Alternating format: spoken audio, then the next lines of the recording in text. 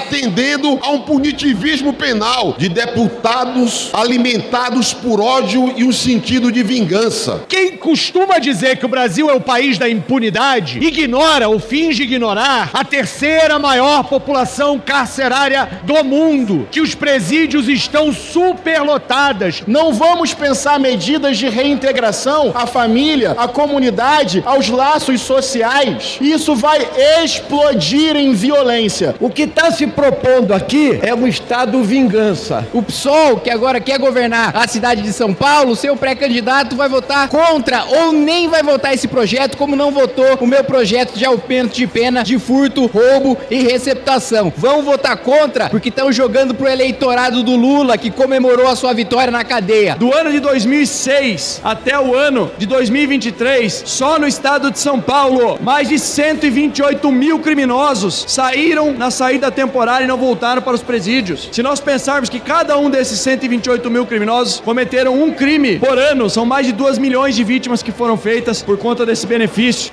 Olá, eu sou Marília, repórter digital do canal Saiu no Diário Oficial Notícias. Se inscreva e ative o sino para receber notícias diárias sobre os principais acontecimentos da política brasileira, como por exemplo, decretos presidenciais, decisões do STJ e STF e muito mais.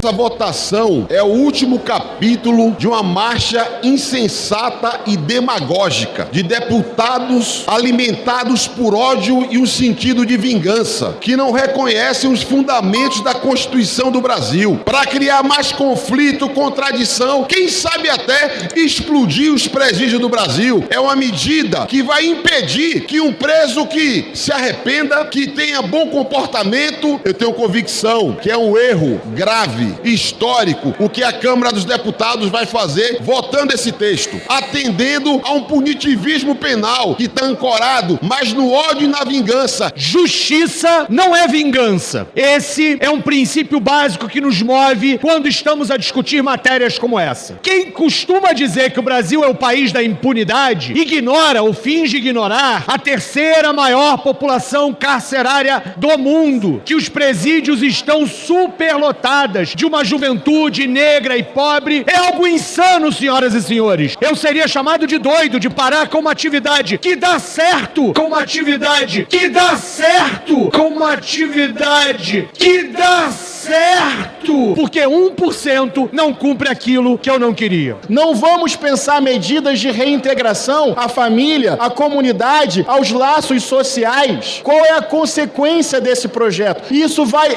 explodir em violência dentro das cadeias e fora da cadeia. Falta inteligência para olhar os dados e pensar uma política pública que seja eficiente. Vai explodir o sistema carcerário de violência com a assinatura de muitos dos senhores. Eu quero começar minha fala dizendo o seguinte: primeiro, desmistificando para o público que saída temporária é só com presos para bom comportamento. Preso condenado a crime hediondo com resultado morte não tem direito. Tudo isso impede qualquer tipo de ressocialização. O que está se propondo aqui é um Estado vingança. Senhor presidente e senhores deputados, eu vou falar apenas um minuto para acelerar a aprovação da matéria e dizer que essa matéria é fundamental para o Estado de São Paulo, para a cidade de São Paulo e para o Brasil. Eu quero parabenizar o nosso secretário, Guilherme Derrite, pelo excelente trabalho no Estado de São Paulo, pela relatoria do fim da saidinha. Eu sou um dos autores do projeto que foi pensado, que nós aprovamos ainda na legislatura passada, e dizer... O PSOL, que agora quer governar a cidade de São Paulo, seu pré-candidato vai votar contra ou nem vai votar esse projeto, como não votou o meu projeto de aumento de pena de furto, roubo e receptação. E quer dizer que está preocupado com a segurança pública simplesmente porque está com pesquisa na mão e sabe que essa é a principal preocupação do paulistano. Mas nunca apresentou um projeto nesse sentido e agora quer dizer que está preocupado com segurança pública.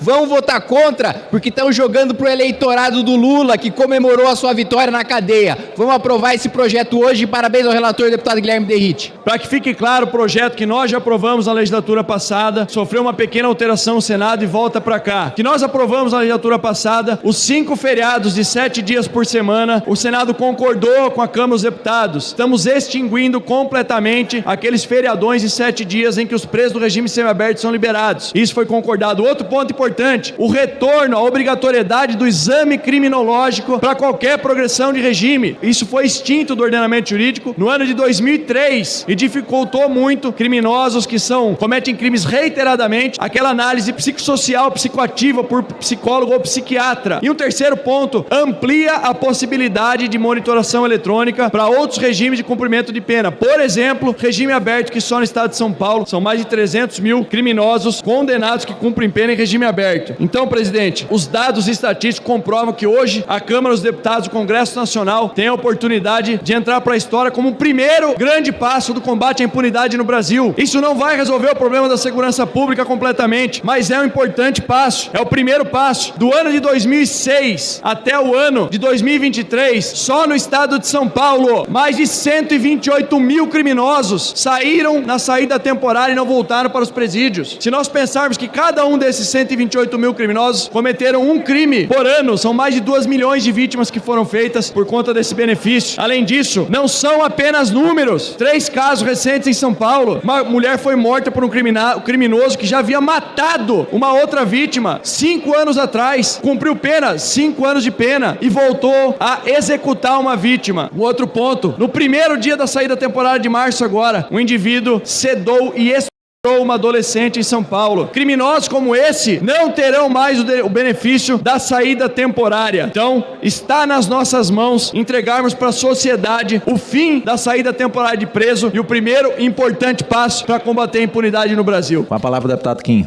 Obrigado, senhor presidente Moses. Eu quero aqui primeiro comemorar a aprovação no plenário dessa Câmara dos Deputados do projeto que acabou com as famosas saidinhas, com as saídas temporárias, né? Os deputados do governo Lula, os deputados de esquerda colocaram aqui que era um populismo penal, mas o que eu vejo na realidade são eles praticando populismo penitenciário, são eles sempre jogando, aliás, para os estabelecimentos em que eles tiveram mais de 80% dos votos, que foram nos presídios, né, os presos provisórios, foram aqueles que mais proporcionalmente votaram no governo do presidente Lula, e agora eu vejo os representantes do governo fazendo a defesa dos interesses desse eleitorado no plenário desta Câmara dos Deputados. E mais do que isso, né, o único partido que fez questão de marcar o seu posicionamento contra o fim da saidinha, deputado Tarcísio, foi o PSOL.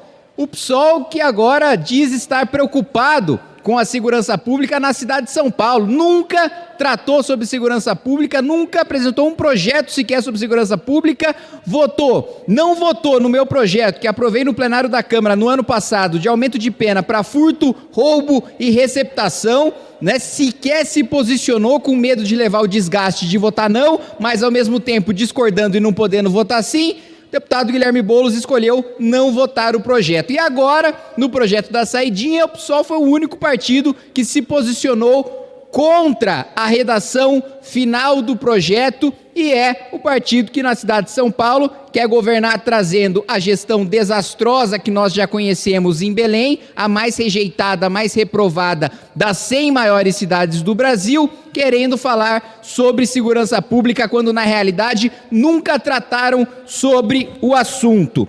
Então tivemos uma conquista muito grande.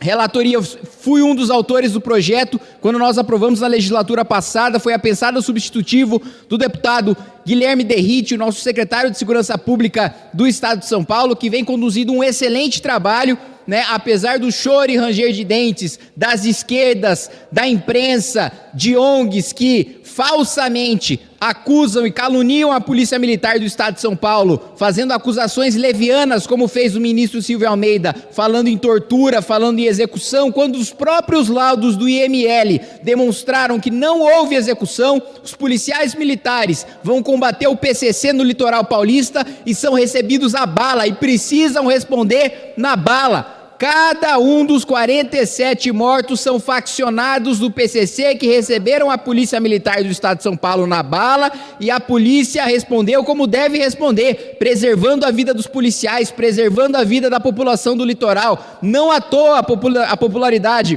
do nosso governador do Estado de São Paulo, Tarcísio, subiu 10% após a Operação Verão e também a Operação Escudo, que afetou diretamente o litoral paulista. Ainda na Comissão de Constituição e Justiça desta casa, apresentei o projeto, e consegui aprovar um requerimento extra-pauta para avançar a tramitação legislativa do projeto que estabelece pena mínima, como nos Estados Unidos, de 25 anos para o sujeito que é condenado 3 vezes por crime grave. Se sequestra 3 vezes, se mata 3 vezes, se estupra 3 vezes, tem que cumprir no mínimo 25 anos de cadeia, já que a gente não tem, pela nossa Constituição, a prisão perpétua no nosso país. E os partidos da base do governo Lula foram contra. Acham razoável um sujeito que estuprou 3 vezes, que matou 3 vezes, que sequestrou 3 vezes, esteja solto nas ruas. Está gostando do conteúdo? Curta esse vídeo e fique conosco até o final.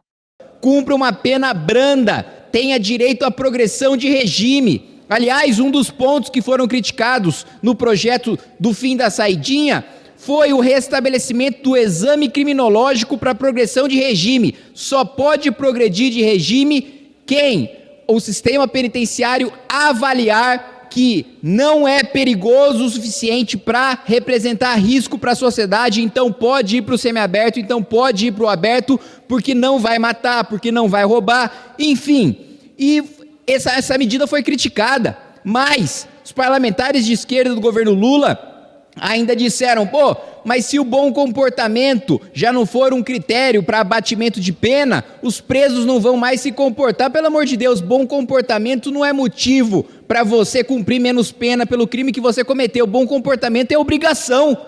Quem não se comporta de maneira decente, de maneira legal, cumprindo as regras, cumprindo a lei dentro do presídio, não, o sujeito precisa cumprir mais pena ainda. Ora, se ele desrespeita as regras do estabelecimento prisional, se ele desrespeita a lei, se mesmo dentro do presídio ele continua cometendo crimes, ele precisa ser punido por isso.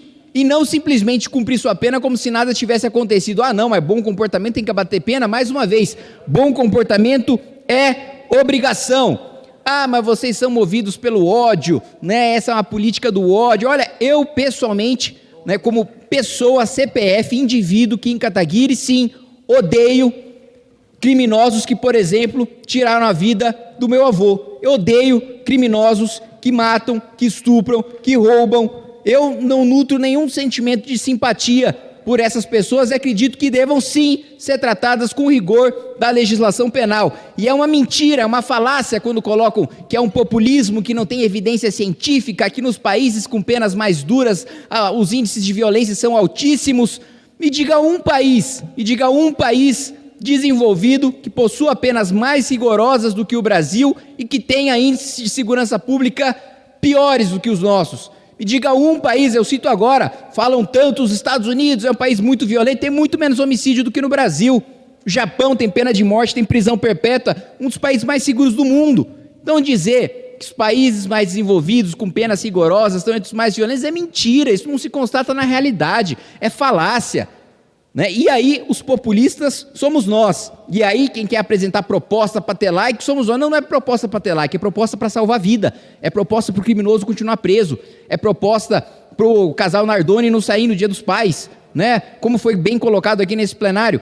Quer ficar o Natal com a família, a Páscoa com a família, quer curtir o Carnaval, não comete crime, você não vai estar preso, você vai estar solto para curtir a festa que você quiser, para exercer a sua religião, a sua fé, você para estar junto com a sua família.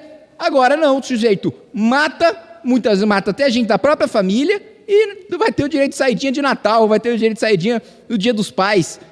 Isso é absolutamente inaceitável. E mais, o escândalo que foi revelado pelo Estadão de 1 bilhão e 500 milhões de reais em contratos em presídios federais e empresas no nome de laranja. É um dos maiores escândalos que se tem notícia agora desse terceiro mandato do governo Lula. 1 bilhão e 500 milhões de reais sendo enviados para empresas que têm contratos com os presídios federais, inclusive de segurança máxima, e que estão no nome de laranjas, com inclusive fortíssimos indícios de conluio, de falsa competição. E vamos lembrar, foi neste governo Lula que houve, pela primeira vez na história, uma fuga em presídio federal. E o ministro Ricardo Lewandowski ainda tem a cara de pau de dizer que era porque os agentes estavam relaxados porque era carnaval. Você me desculpe, em qualquer democracia séria isso é motivo de vergonha, isso é motivo para ter uma pressão popular suficiente para o ministro ser forçado a renunciar ao seu cargo. Sujeito que dá uma desculpa de que era carnaval, o pessoal estava relaxado no presídio de segurança máxima, que segura faccionado. Essa é uma justificativa que não se sustenta. Por isso, vamos convocar o ministro Ricardo Lewandowski à Comissão de Fiscalização e Controle para prestar esclarecimentos sobre isso e sobre os contratos de 1 bilhão e 500 milhões de reais no nome de empresas de laranja, né? E para finalizar, senhor presidente, eu escutei aqui, né, ataques, ofensas gratuitas a mim, ao deputado Mendonça Filho, a outros colegas, dizendo que não, porque vocês, né, o deputado do PSOL disse, vocês apoiaram o golpe, estiveram com os golpistas. Ora, hoje a bancada do PSOL vota, na maioria esmagadora das vezes, faz reunião com ministros junto com a base do governo Lula, que tem 3 ministros do golpista MDB. Ora, que golpe foi esse que depois, quando você vence o poder, quando você vence as eleições, você chama golpistas para formar o governo junto com você, para te aconselhar, para exercer poder, para ter orçamento, para mandar projeto de lei? Que golpe é esse que você sobe junto no palanque com golpista? Se teve golpe, o golpista tem que ser preso, certo? E não ser chamado para ser ministro.